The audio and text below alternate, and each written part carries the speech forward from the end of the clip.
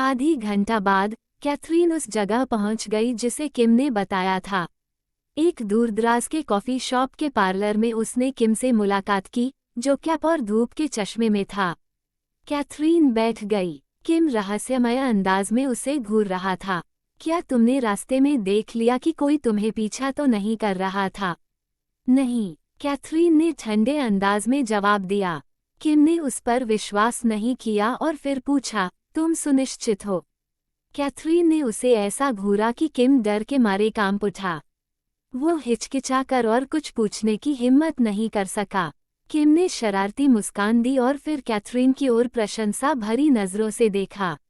आदत की बात है, तुम्हें पता है, तुम्हारी बहन अब ज्यादा लोकप्रिय हो रही है। मुझे सतर्क रहना पड़ेगा। कैथरीन ने इसे दिल पर नहीं लिया और फिर ठंडे अंदाज में पूछा, तुमने कहा था कि ऑड्री मुश्किल में है। क्या हुआ? वह सोच रही थी कि ऑड्री को कोई गंभीर परेशानी नहीं होगी। आखिरकार उसने पहले ही किसी को ऑड्री की सुरक्षा के लिए लगा दिया था। ऑड्री खतरे में नहीं हो सकती थी। अभी अभी किम ने परेशान होकर उसे कॉल किया और कहा कि वो ऑड्री के बारे में बात करना चाहता है। उसने ये भी कहा कि ऑड्री मुश्किल में है। उसकी मांग पर कैथरीन उससे मिलने आई। कैथरीन ने सवाल किया और किम तुरंत अपनी आवाज़ कम कर दी और घबराए हुए अंदाज में बात करने लगा। मैं केवल तुम्हें बताऊंगा, वह तुम्हारी बहन है। तुम उसे नुकसान नहीं पहुंचाओगी, है ना? कैथरीन को किम की हिचकिचाहट से थोड़ी झुंझलाहट हुई, इसलिए उसने फिर से चेतावनी भरी नज़र डाली। उसकी सिर्फ आंखों की ही ताकत किम को दम घुटने जैसा महसूस करा रही थी। किम ने कैथरीन को बुलाने का थोड़ा पछताया। यह उसके लिए किसी यातना जैसा था। अब वो हिचकिचाने या उसे अनिश्चित में रखने की हिम्मत नहीं कर सका। उसने जल्दी से उसे वह सब बताना शुरू किया जो कैथरीन जानना चाहती थी। कैथरीन, मुझे शक है कि तुम्हारी बहन गर्भवती हो सकती है। ये सुनकर काफी झटका लगा। कैथरीन भी हैरान रह गई। इन दिनों उसने ऑड्री की चिंता नहीं की थी। हालांकि उसे लग रहा था कि ऑड्री के साथ कुछ गड़बड़ है, लेकिन उसने सोचा कि ऑड्री बड़ी है, उसे अपने आप समस्याएं सुलझाने आनी चाहिए। इसलिए कैथरीन ने ज्यादा ध्यान नहीं दिया। अब जैसे लग रहा था, ऑड्री अपनी समस्याएं अकेले हल नहीं कर पा रही थी। कैथरीन चुप रही। किम ने सोचा कि वो खबर सुनकर हैरान है, इसलिए उसने अपनी शंका पर और बात की। कैथरीन, मैंने देखा कि तुम्हारी बहन अक्सर उल्टी जैसा महसूस करती थी। मुझे ये भी गलती से पता चला कि उसने प्रेगनेंसी टेस्ट किट्स खरीदी हैं। क्या वह सच में गर्भवती है? इसके अलावा इन दिनों मैं उससे संपर्क नहीं कर पा रहा हूँ। मैंने उसे कुछ दिन की छुट्टी लेने को कहा था और उसने ली भी। उसने अपना फ़ोन तक बंद कर दिया। ये सुनकर कैथरीन खड़ी हो गई और वहां से चली गई। कैथरीन, कहाँ जा रही हो? जब किम बाहर दौड़ा, कैथरीन गायब हो गई थी। वो उसे बिल्कुल नहीं ढूंढ सका। ऑड्री और कैथरीन के मामले में किम पूरी तरह असहाय था। ऑड्री उसके लिए काम करने वाली सबसे मुश्किल सेलिब्रिटी थी। कैथरीन तेजी से अपने अपार्टमेंट लौट गई।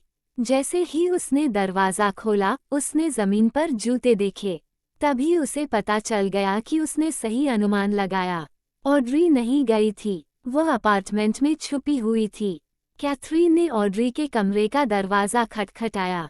थोड़ी देर बाद ऑड्री ने बिखरे बालों के साथ दरवाज़ा खोला। अरे कैथी, तुम वापस क्यों आई? बिना कुछ कहे कैथरीन ने पास से एक कोट लिया और उसे ऑड्री पर डाल दिया। फिर उसने सिर्फ ऑड्री का हाथ पकड़कर बाहर निकल लिया। ऑड्री भ्रमित थी और अवचेतन रूप से पूछी, कैथी, मुझे कहाँ ले जा रही हो? कैथरीन कुछ नहीं बोली और उसे आगे खींचती रही। ऑड्री को कोई मौका नहीं मिला और वह अंडरग्राउंड गैराज तक पहुंच गई। कैथरीन ने मोटरसाइकिल पर चढ़ने की सोची, लेकिन अचानक उसे कुछ याद आया। फिर उसने सिर घुमाकर ऑड्री से पूछा, तुम्हारी कार की चाबी कहाँ है? ऑड्री ने अपनी कार की चाबी कभी साथ नहीं ली, क्योंकि वह अक्सर चीज़ें पीछे छोड़ देती थी। वह चीज़ें बहुत आसानी से खो देती थी। उसने अपने फ़ोन पर संबंधित सॉफ्टवेयर इंस्टॉल कर रखा था, ताकि फ़ोन से कार चला सके। उसने कार चालू की। अपनी आंखें झपकाते हुए उसने कैथरीन को देखा। कैथी, तुम आखिर करना क्या चाहती हो? कैथरीन ने ऑड्री के सवाल पर ध्यान नहीं दिया। उसने ब्रैंडन को मैसेज भेजा और ड्राइविंग पर ध्यान केंद्रित किया। उसने कभी इतनी धीमी कार नहीं चलाई थी, और यह मिनी बीटल भी थी जो दिखने में बहुत गर्ली थी। कैथरीन द्वारा चलाई गई कार आखिरकार अस्पताल के अंडरग्राउंड गैराज में पहुंच गई। फिर कैथरीन को ब्रैंडन से कॉल आया और उसने एक पता बताया। पैक्सटन वहां उनका इंतजार कर रहा था। उनकी कार देखते ही पैक्सटन तुरंत दौड़ा, दरवाज़ा खोला और कैथरीन का स्वागत किया। मिस स्वॉन, मिस्टर ब्रैंडन ने सब कुछ व्यवस्थित कर दिया है। कृपया मेरे पीछे आइए। कैथरीन ने ऑड्री को कार से बाहर खींचा और पैक्सटन के पीछे चल पड़ी। फिर पूरी तरह हक्का बक्का ऑड्री को चेकअप के लिए एग्जामिनेशन रूम में धकेल दिया गया। आधी घंटा बाद ऑड्री डॉक्टर के साथ एग्जामिनेशन रूम से बाहर आई। डॉक्टर को आदेश मिल चुका था। उसे पता था कि क्या करना है। बिना कुछ कहे उसने सीधा चेकअप का रिजल्ट कैथरीन को दे दिया। कैथरीन ने इसे देखा और पाया कि रिजल्ट में लिखा था, no fertilised egg is found, और ब्लड टेस्ट भी दिखा रहा था कि ऑड्री गर्भवती नहीं थी। सभी चेकअप्स के बाद ऑड्री को आखिरकार समझ आया कि क्या हुआ।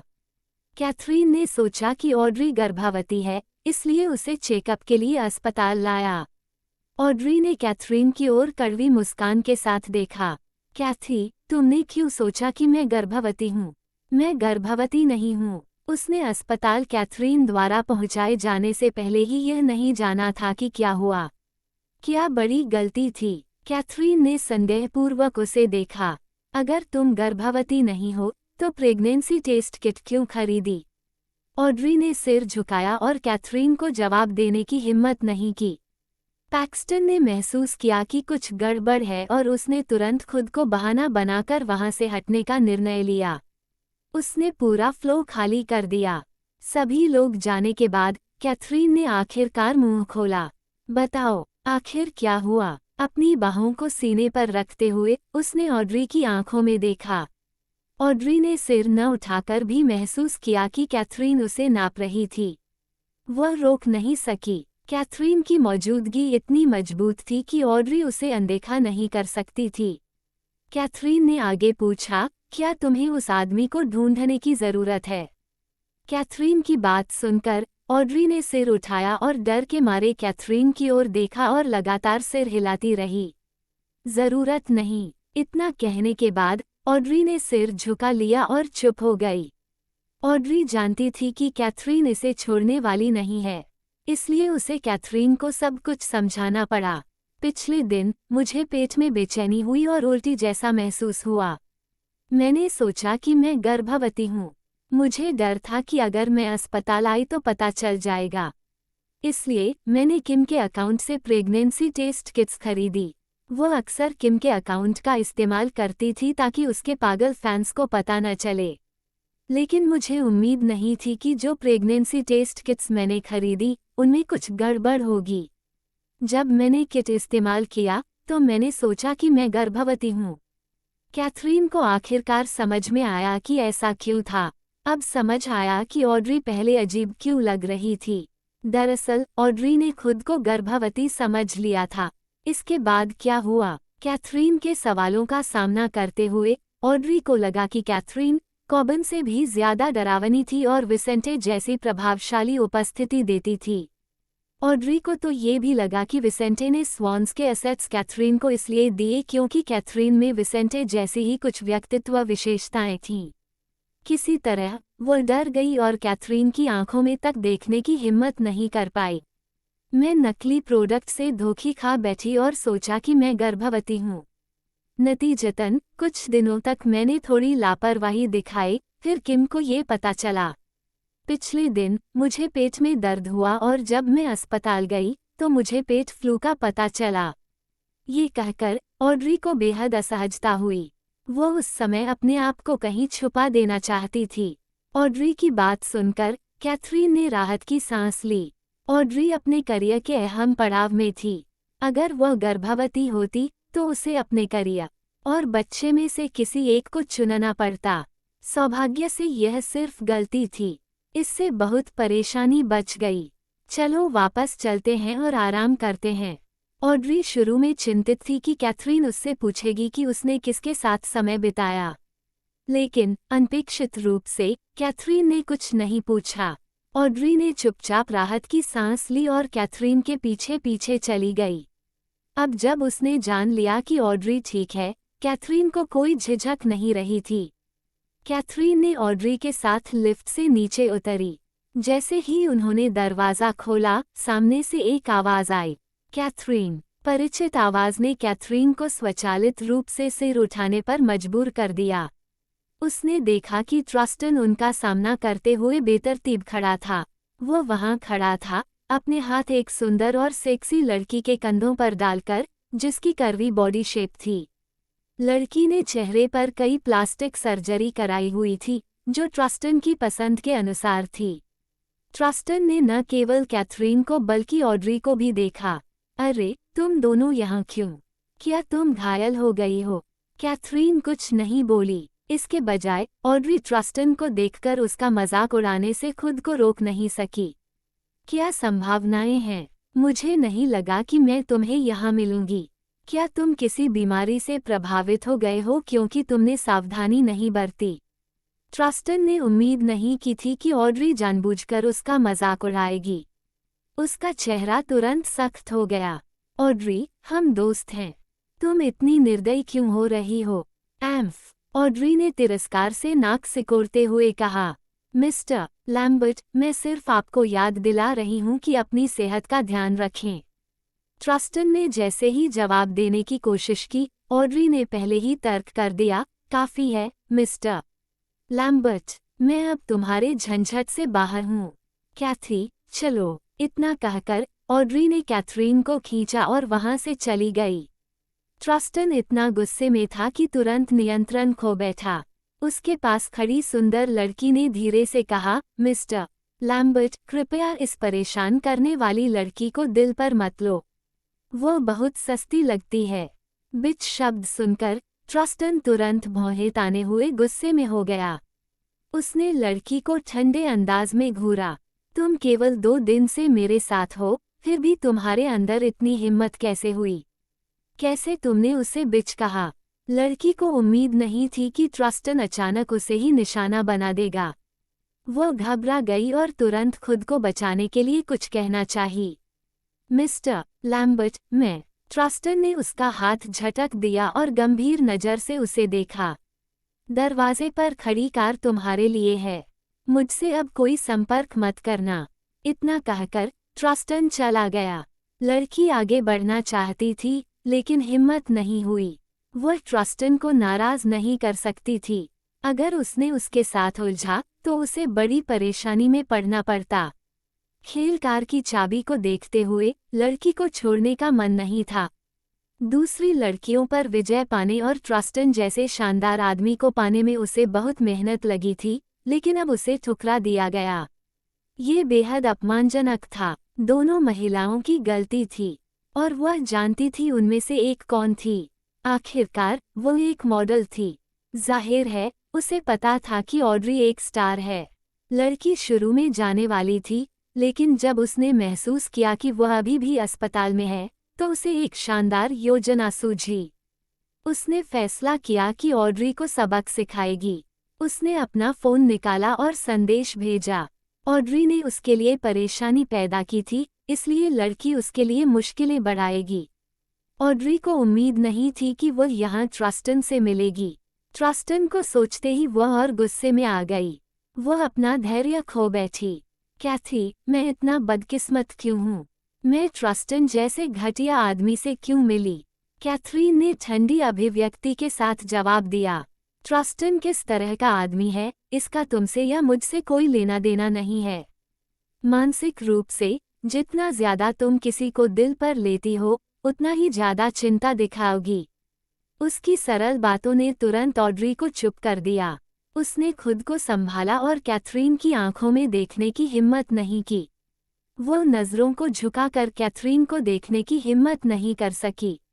बकवास बंद करो। मैं बस उस घटिया आदमी को पसंद नहीं करती और समाज के लिए उससे छुटकारा चाहती हूँ। कैथरीन ने उसे टोक नहीं किया।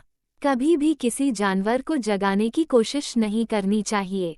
इसके बाद ऑड्री और कैथरीन ने मिलकर कुछ आंत और पेट की दवा ली और अस्पताल छोड़ने का फैसला किया। ऑड्री पहले एक क्लिनिक गई थी। जाहिर है वो अस्पताल जितनी विश्वसनीय नहीं थी। चूंकि ऑड्री ने चेकअप करवा लिया था, इसलिए वह शरीर की सेहत के लिए कुछ दवा भी ले सकती थी। जैसे ही दोनों अस्पताल से बाहर निकली, अचानक एक समूह उनके पास दौड़ा। तेज फ्लैशलाइट्स ने दोनों की आंखें खोलना मुश्किल कर दिया। एक समूह पत्रकार उनके चारों ओर इकट्ठा हो गया, हाथ में माइक्रोफोन और पीछे फोटोग्राफर थे। ऑड्री, मैंने सुना कि तुम गर्भवती हो। क्या ये सच है? तुम्हारे बच्चे का पिता कौन है? क्या तुम यहाँ गर्भपात के लिए आई हो? क्या तुम्हें डर नहीं कि अचानक गर्भावस्था तुम्हारे करियर को प्रभावित करेगी और तुम्हारे फैंस को चोट पहुंचाएगी? कई सवाल लगातार पूछे जा रहे थे। ऑड्री, हालांकि इस तरह की जिंदगी की आदत थी, उस समय स्थिति से निपटना नहीं जानती थी। आमतौर पर किम उसकी रक्षा करता। अब उसे नहीं पता था कि क्या कहना है। पत्रकार जैसे ही उनके सामने पहुंचे, उन्होंने आगे आने की पूरी कोशिश की, मानो पहले हाथ की जानकारी पाने की होड़ हो। ऑड्री सवालों का जवाब नहीं दे सकी। वह स्वाभाविक रूप से सिर झुकाए रख सकती थी। कैथरीन ने भौहें चढ़ाते हुए ऑड्री का हाथ पकड़ा और उसके साथ जाने लगी। पत्रकार लगातार उनका पीछा कर रहे थे। कैथरीन और ऑड्री बिल्कुल भी निकल नहीं पा रही थीं। एक पत्रकार ने तो जानबूझकर झगड़ा भड़काया ताकि बेहतर खबर मिल सके। उसने कैमरा ऑड्री के सिर पर झोंका, मानो उसे इस तरह सिर उठाने पर मजबूर करना चाहता हो। आह! ऑड्री का सिर लग गया। वह दर्द में चिल्लाई। ऑड्री ने सिर घुमाया और देखा कि पत्रकार आत्मसंतुष्ट चेहरा बनाकर दृश्य की फोटो ले रहा है। ये देख कैथरीन का चेहरा तुरंत सख्त हो गया। शुरू में उसने सोचा कि चूंकि ऑड्री शोबिज़ में काम करती है, इसलिए उसके भले के लिए उसके मामले में हस्तक्षेप न करना बेहतर होगा। लेकिन ये लोग वास्तव में बहुत हद से बाहर थे। कैथरीन रुक गई और पीछे मुड़ी। पत्रकार उत्साहित हो गया और सोचा कि उसके लिए बड़ी खबर होगी। उसने चाहा कि यह इतनी बड़ी खबर हो कि हेडलाइन तक जाए। वह बार बार कैमरा बटन दबा रहा था। उसका उत्साह संकट की भावना से भी बढ़ गया था। उसे यह समझ नहीं आया कि स्थिति कितनी खतरनाक हो सकती है। कैथरीन ने अपना हाथ बढ़ाकर कैमरा गिरा दिया। पत्रकार स्तब्ध रह गया। उसे उम्मीद नहीं थी कि कैथरीन इतनी जबरदस्त हो सकती है। कैमरा कुछ दसियों हजार डॉलर का था, लेकिन वह तुरंत खुद को संभालकर कैथरीन को गंभीर नजरों से डांटने लगा। तुम्हें क्या हो गया? तुम मुझे कैसे मार सकती हो? मैं पत्रकार हूँ। मेरा काम ही फोटो लेना है।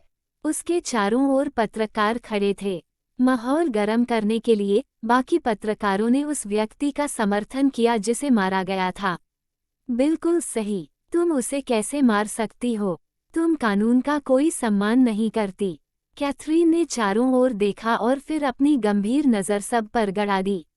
उसकी आंखें तीर जैसी तेज थीं।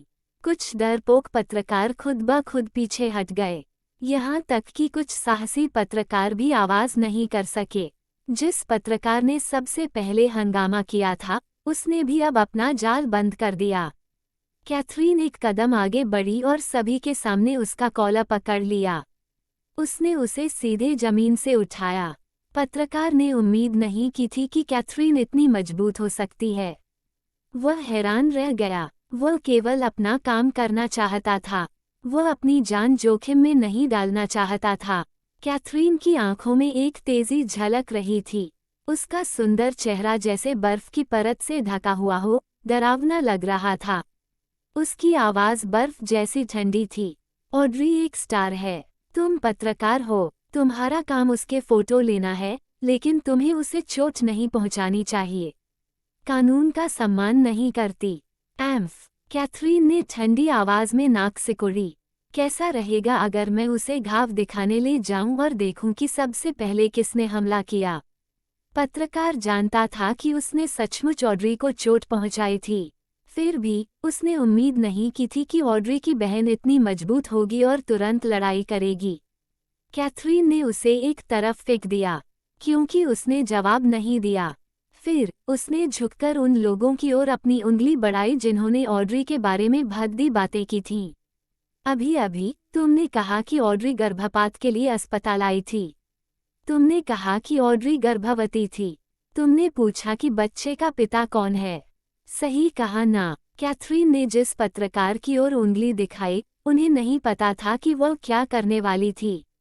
वे केवल यह महसूस कर रहे थे कि कैथरीन की शक्ति इतनी जबरदस्त है कि वे सभी डर गए और भागने की सोचने लगे। कैथरीन ने ऑड्री के हाथ से रिपोर्ट का नतीजा ले लिया और उन्हें दवा भी दिखाई। ध्यान से देखो, ये पेट फ्लू की जांच की रिपोर्ट है और यह डॉक्टर की डायग्नोसिस रिपोर्ट है। ये दवा है। ऑड्री को केवल पेट फ्लू है, तो अब सभी उसके बारे में झूठ फैला रहे हैं। ऑड्री एक तरफ खड़ी रही, कैथरीन को उसके लिए पत्रकारों का सामना करते हुए देख रही थी। उसे कैथरीन के स्वभाव का पता था। कैथरीन को चीजें समझाने का शौक नहीं था और वह शब्दों को जैसे हर शब्द सोने के सिक्के की तरह खर्च करती थी।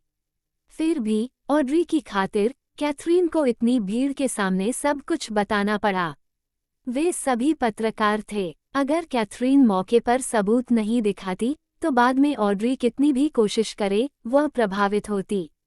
सबसे प्रभावी तरीका था कि सबूत दिखाए जाएं और तुरंत उन्हें सबक सिखाया जाए। कैथरीन के हाथ में सबूत देखकर वहां मौजूद पत्रकार हैरान रह गए। उन्हें अफवाह मिली थी कि ऑड्री अस्पताल में गर्भावस्था की जांच करा रही थी, इसलिए वे सीधे यहां दौड़े।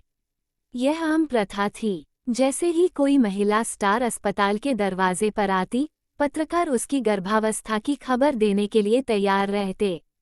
भले ही यह सच न हो, महिला स्टार बाद में स्पष्ट कर देती, लेकिन किसी ने इतनी हिम्मत नहीं दिखाई थी। शुरू में उन्होंने सोचा कि कैथरीन रिपोर्ट दिखा देगी और मामला खत्म हो जाएगा, लेकिन कैथरीन का मतलब उन्हें जाने देना नहीं था। रिपोर्ट उठाकर कैथरीन ने अपनी नज़र उन पत्रकारों पर गड़ा दी जिन्होंने अभी शोर मचाया था। तुमने सच्चाई जाने बिना ऑड्री के बारे में झूठ फैला दिया। भले ही तुम पत्रकार हो, तो क्या हुआ?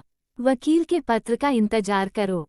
अनपेक्षित रूप से कैथरीन न केवल मजबूत थी बल्कि तुरंत और दृढ़ता से कार्रवाई भी कर रही थी। फिर भी पत्रकार उतने घबराए नहीं थे। आखिरकार ये पहले भी हो चुका था। मुकदमा देर से चलता, अगर पत्रकार केस हार भी गए तो कम से कम सार्वजनिक माफी पत्र देना पड़ता। आखिरकार ऑड्री को अभी भी शोबिज में रहना था। वो उन्हें नाराज नहीं कर सकती थी। कुछ पत्रकार अक्सर मनोरंजन समाचार कवर करते थे। वे सभी एक दूसरे को जानते थे और फिर आंखों से इशारा किया। उन्होंने मिलकर कैथरीन का सामना करने का निर्णय लिया। जैसे ही उन्होंने कोई आवाज करने की कोशिश की, दर्जनों वर्दीधारी पुरुष जल्दी से आए और कैथरीन और ऑड्री की सुरक्षा की। पत्रकारों ने देखा कि डंकन कॉर्पोरेशन के प्रवक्ता ने कैथरीन के सामने सम्मानपूर्वक झुककर अभिवादन किया। वे स्तब्ध रह गए। डंकन कॉर्पोरेशन के अध्यक्ष कार्यालय के प्रवक्ता ने सच में कैथरीन के सामने झुककर अभिवादन किया। पैक्सटन कैथरीन के सामने सम्मानपूर्वक खड़ा था। मिस स्वॉन, कार तैयार है। बाकी मेरा काम है। कैथरीन ने हल्का सिर हिलाया, उसे मामला संभालने का इशारा करते हुए। अनुमति मिलते ही पैक्सटन ने कैथरीन द्वारा बुलाए गए पत्रकारों के नामों की ओर देखा। दोस्तों, आपको बाद में डंकन कॉर्पोरेशन से वकील का पत्र मिलेगा। हमारे वकील आपके खिलाफ मुकदमा दर्ज करेंगे। पत्रकार स्तब्ध रह गए और बाकी ने कोई आवाज नहीं की। वे आम लोग थे। वे डंकन कॉर्पोरेशन के सक्षम वकीलों का सामना कैसे कर सकते थे? सभी जानते थे कि डंकन कॉर्पोरेशन के सक्षम वकील हमेशा विजयी रहते हैं और कभी केस नहीं हारते। पहले किसी उल्लंघन मामले में एक आम वकील केवल प्रतिवादी को आर्थिक मुआवजा देने पर मजबूर कर सकता था, लेकिन डंकन कॉर्पोरेशन के सक्षम वकील प्रतिवादी को सीधे दिवालिया कर देते थे। उनकी क्षमता की कल्पना की जा सकती थी। किसी ने नहीं सोचा था कि ऑड्री की बहन का सहारा इतना शक्तिशाली होगा। अब वे सच में बड़ी परेशानी में थे। और यदि उन्होंने अपनी कार्रवाई पर पछताया भी तो कुछ नहीं कर सकते थे। फिर पैक्सटन ने उपस्थित पत्रकारों से चेतावनी भरे स्वर में कहा, दोस्तों, चीजें बहुत स्पष्ट हैं। ऑड्री केवल इलाज के लिए आई थी। कृपया सम्मान दिखाएं। किसी फोटो को सार्वजनिक न करें जिससे आपको परेशानी हो। जैसे ही पैक्सटन ने बात खत्म की, उपस्थित सभी पत्रकारों ने अपने कैमरे निकाल लिए। उन्होंने तुरंत फोटो और वीडियो हटा दिए। किसी ने देर करने की हिम्मत नहीं की। आखिरकार, अगर उन्हें डंकन कॉर्पोरेशन का सामना करना पड़ा, तो वे जवक में जीवन भर जीवित नहीं रह सकते थे। पैक्सटन ने चारों ओर देखा और महसूस किया कि अब काम लगभग खत्म हो गया। फिर उसने कैथरीन को कार में बैठाया। चूंकि स्वॉन्स ने कैथरीन पर हमला किया था, ब्रैंडन ने पैक्सटन को आदेश दिया था कि जब तक कैथरीन बाहर जाए, वो उसके लिए ड्राइव करे। ब्रैंडन चिंतित होते अगर कोई और उसके लिए ड्राइव करता। जैसे ही वे कार में बैठे, ऑड्री अभी भी थोड़ी परेशान थी। उसका फोन बजा। उसने देखा कि कॉल किम से था और जल्दी से कॉल उठाया। जैसे ही कॉल कनेक्ट हुआ, किम की आवाज़ आई, ऑड्री, अब तुम कैसी हो? ठीक हो? अस्पताल के दरवाजे पर क्यों फंस गई थी? मैं अभी आ रहा हूँ। संभालो, किसी सवाल का जवाब मत दो। समझी? किम के सवाल पूछने के बाद ऑड्री को अंततः बोलने का मौका मिला। किम, तुम्हें आने की जरूरत नहीं है। कैथरीन ने मेरे लिए मामला सुलझा दिया। मैं गर्भवती नहीं हूँ। मुझे केवल पेट फ्लू है। पत्रकार इसे कवर करने की हिम्मत नहीं करेंगे। आज मेरी कोई खबर नहीं होगी। फोन कॉल कुछ देर तक अनुत्तरित रही और किम को यह समझने में एक पल लगा कि क्या हो रहा है। उसे उम्मीद नहीं थी कि मामला इतनी आसानी से सुलझ जाएगा और यह यकीन भी कि अब खबरों में कोई निशान नहीं होगा। कैथरीन सच में अद्भुत थी। चूंकि मेरी वहाँ ज़रूरत नहीं है, मैं इसे भूल जाऊंगी। अगर तुम ठीक नहीं हो, तो वापस जाओ और आराम करो। फ़ोन बंद करने के बाद थोड़ी देर में किम को एक और कॉल आया। कॉल की सामग्री सुनकर किम हैरान रह गया। कॉल खत्म करने के बाद उसका सिर घूम रहा था। उसने कभी उम्मीद नहीं की थी कि किसी टॉप लेवल प्रोडक्शन और प्रसिद्ध डायरेक्टर की टीम खुद उसे कॉल करके ऑड्री का ऑडिशन कराने आएगी। भले ही ये केवल ऑडिशन के लिए आमंत्रण था, फिर भी इतनी हाई प्रोफाइल प्रोडक्शन के लिए यह अपने आप में गर्व की बात थी। किम ने तुरंत ये खुशखबरी ऑड्री को बताई। संदेश मिलने पर ऑड्री भी थोड़ी देर के लिए चौंक गई। इस समय कैथरीन उसके साथ थी, इसलिए उसने ये खबर उसे बताई। कैथी, मुझे क्लाउडी वर्ल्ड से आमंत्रण मिला। इस ड्रामा के डायरेक्टर एक लेजेंड हैं और भले ही यह सिर्फ सपोर्टिंग रोल हो, फिर भी खुशी की बात है, चाहे मैं केवल एक सेकंड के लिए ही दिखाई दूं। एक लेजेंड, ये तो कमाल है। ऑड्री की उत्सुकता के मुकाबले कैथरीन काफी शांत और कुछ हद तक उदासीन दिखी। ऑड्री ने अपनी खुशी व्यक्त की तो कैथरीन केवल हल्के से सिर हिलाई। ऑड्री ने सोचा कि शायद कैथरीन डायरेक्टर की प्रतिष्ठा से परिचित नहीं है, इसलिए उसने इस अवसर का फायदा उठाकर डायरेक्टर की पृष्ठभूमि समझाई। कैथरीन फिर भी काफी उदासीन रही। आखिरकार ऑड्री ने विषय छोड़ने का फैसला किया। सामने की सीट पर पैक्सटन दोनों बहनों की पूरी बातचीत ध्यान से सुन रहा था। उसे अचानक लगा कि कैथरीन अपनी बहन ऑड्री के प्रति बेहद सहनशील थी। उसने हमेशा कैथरीन को उदासीन और प्रभावशाली देखा था और उसके आसपास के लोग आमतौर पर उससे डरते थे। जो उसके करीब थे, वे भी उसके सामने ज्यादा बातें करने की हिम्मत नहीं करते थे, लेकिन ऑड्री शांत रही और कोई प्रतिक्रिया नहीं दी। सबसे महत्वपूर्ण बात यह थी कि पैक्सटन जानता था कि डंकन कॉर्पोरेशन ने हाल ही में ट्रस्टन की एंटरटेनमेंट कंपनी द्वारा निर्मित एक बड़े बजट की फिल्म में निवेश किया था। उस फिल्म का नाम था क्लाउडी वर्ल्ड। संभव नहीं कि उन्होंने कैथरीन को इसके बारे में सूचित न किया हो। इसलिए कैथरीन को शायद पहले से ही पता था कि क्लाउडी वर्ल्ड की टीम ने ऑड्री को आमंत्रित किया है और उसका संभावित रोल क्या होगा, लेकिन वह चुप रही। और अगर यह पक्षपात नहीं है, तो और क्या हो सकता है? कैथरीन और ऑड्री अपने अपार्टमेंट लौट आए। जैसे ही वे दरवाजे के पास पहुंचे, उन्होंने देखा कि एक अनपेक्षित विजिटर वहां इंतजार कर रहा था।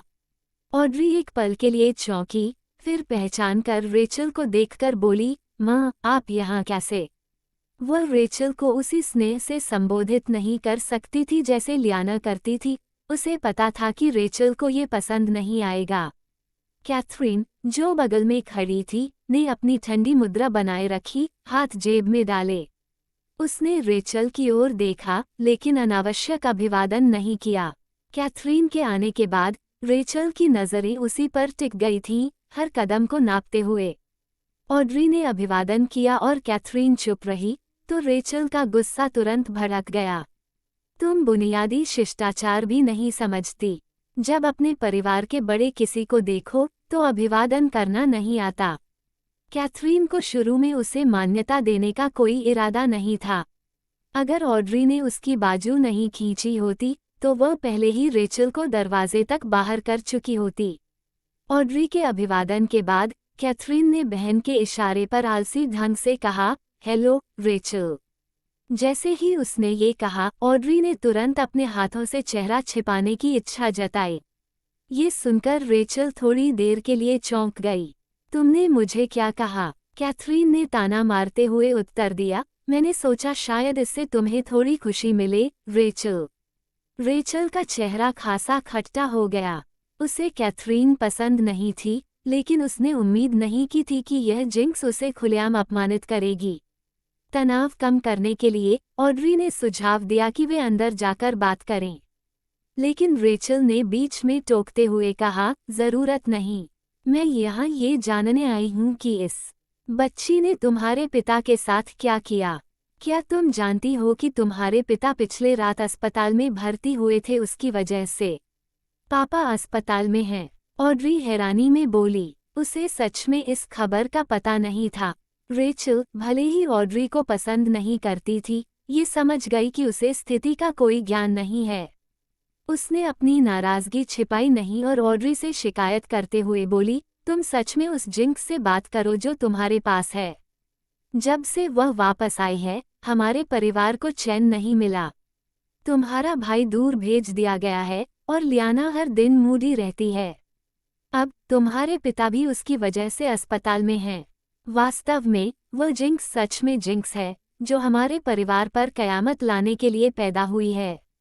शुरुआत में ऑड्री ने सोचा कि उसे धैर्य रखना चाहिए क्योंकि मामला उसकी अपनी माँ से था, लेकिन अब जब उसने देखा कि उसकी माँ कैथरीन के साथ कैसे पेश आ रही है, ऑड्री और सहन नहीं कर सकी। माँ, कैथरीन को जिंक्स कहना केवल अंधविश्वास है। वह अभी भी तुम्हारी बेटी है, चाहे कुछ भी हो। तुम्हारा लगातार यह शब्द इस्तेमाल करना ही वजह है कि कैथरीन तुम्हें पहले नाम से बुलाती है। रेचल ने इतने सालों तक ऑड्री को पाला था और वह हमेशा सम्मानपूर्वक रही। उसने कभी रेचल से इस तरह बात नहीं की थी। वह थोड़ी देर के लिए स्तब्ध रह गई और अपनी आंखें चौड़ी कर ऑड्री को देखती रही। तुमने हद कर दी। क्या तुम इतनी देर उसके साथ रहने के बाद उस जिंक्स से प्रभावित हो गई हो? तुम मुझे ऐसे कैसे बात कर सकती हो? अगर तुम जारी रखोगी तो मैं तुम्हारे साथ सभी संपर्क काट दूंगी। तब से तुम स्वॉन्स का हिस्सा नहीं रहोगी। ऑड्री ने अपने दांत गिरे, आंखें लाल और दृढ़। उसने नहीं माना कि वह गलत है। वह केवल अपनी बहन की रक्षा कर रही थी। उसकी माँ इस मामले में धमकी कैसे दे सकती थी? कैथरीन का पसंदीदा दृश्य यही था कि आमतौर पर सौम्य ऑड्री अचानक आत्मनिर्भर बन गई, लेकिन उसने इतनी जल्दी ऐसा करने की उम्मीद नहीं की थी। वरिष्ठता का इस्तेमाल करके दूसरों को डराना रेचल के लिए सराहनीय तरीका नहीं था। कैथरीन ने एक कदम आगे बढ़ाया, खुद को ऑड्री और रेचल के बीच रखा। उसकी ठंडी नज़र रेचल पर टिक गई। अगर आप कॉबिन के अस्पताल में भर्ती होने का आरोप लगाने आई हैं, तो मेरा मानना है कि आप गलत जगह देख रही हैं। उसने जो भी किया कि वह अस्पताल में पहुंचा, वह उससे पूछना चाहिए। रेचल को कॉबिन और कैथरीन के बीच की स्थिति का कोई ज्ञान नहीं था, क्योंकि उसने केवल इतना सुना था कि जब वह रात घर लौटी तो वह अस्पताल में भर्ती था। उसने घरेलू कर्मचारियों से पूछताछ की, जिन्होंने बताया कि कैथरीन वहां आई थी और बहस हुई थी। लेकिन जब उसने कॉबिन से पूछा तो उसने बात करने से मना कर दिया।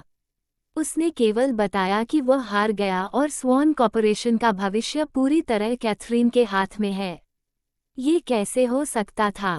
स्वॉन कॉर्पोरेशन का भविष्य उसके बेटे का था, कैथरीन, इस तथाकथित जिंक्स का नहीं। वह इसे बिल्कुल भी स्वीकार नहीं करेगी। कैथरीन की व्याख्या के सामने रेचल एक शब्द भी नहीं सुन पाई। उसने क्रोध में कैथरीन को फटकार लगाई, अपने आप को कॉबिन की पत्नी के रूप में स्थापित करते हुए। कैथरीन, तुम्हारी हिम्मत कैसे हुई खुद को सही ठहराने की कोशिश करने की? नौकरों ने पहले ही साफ कर दिया है कि तुम्हारे कारण ही तुम्हारे पिता बीमार हुए। कैथरीन ने उस पर तिरछी नजर डाली, जैसे उसे कोई फर्क ही नहीं पड़ता। अगर तुम मुझ पर विश्वास नहीं करती तो और क्या समझाना? कैथरीन के अहंकार के सामने रेचल बेहद निराश थी। उसे लगा, चाहे वो कुछ भी करे, कैथरीन को चोट नहीं पहुंचा सकती। इस शक्तिहीनता का एहसास ही उसे सबसे अधिक गुस्सा दिला रहा था।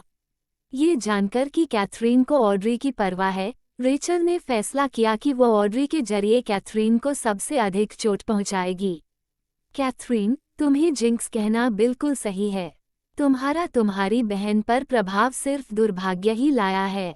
ऐसी बेटी का होना बेकार है। याद रखना। रेचल ने कैथरीन की ओर धमकी भरी उंगली उठाई। उसने अपनी ऊंची और महिमामय महिला की दिखावा छोड़ दिया। तुम्हारे कारण ही ऑड्री को उसके माता पिता ने इस घर से बाहर निकाला। समझी? रेचल की धमकियों पर कैथरीन ने चुपचाप हंसी। उसकी आंखों में शरारत भरी झिलमिल थी और वह रेचल को मनोरंजन भरी मुस्कान के साथ देख रही थी। वास्तव में, क्या तुम यह आरोप जबरदस्ती मुझ पर थोपना चाहती हो? लेकिन मेरी दृष्टि आम लोगों से अलग है। मेरी आंखों में, कुछ लोग, भले ही उनके बच्चे हों, माता पिता बनने लायक नहीं होते।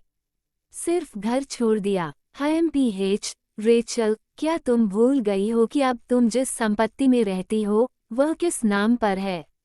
अब सभी स्वॉन्स की संपत्तियां कैथरीन के नाम थीं। मूलतः स्वॉन्स की संपत्ति उसके पिता के नाम थी। उनके निधन के बाद उन्होंने सभी संपत्ति कैथरीन को सौंप दी, जिसमें ये घर भी शामिल था। रेचल ने संयम बनाए रखने की कोशिश की, लेकिन उसकी आंखों में कैथरीन के प्रति घृणा जल रही थी।